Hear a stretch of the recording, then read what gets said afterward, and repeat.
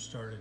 Okay, so you go point to point and sort of squeeze the side and squeeze the top.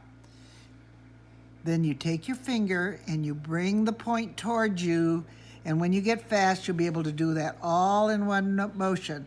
The important thing is you have to be the boss. You have to pull that around.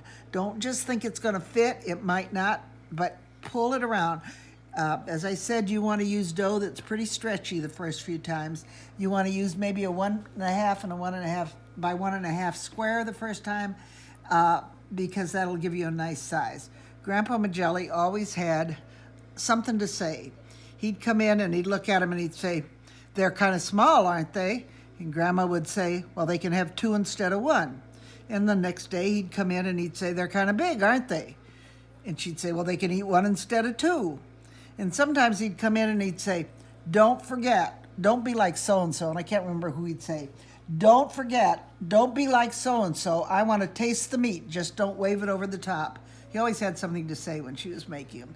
So here we go. You get the meat in, corner to corner, press them good. Then with your finger, bring it toward you and move it all around. So you should now be perfect with them. Good luck. Did we get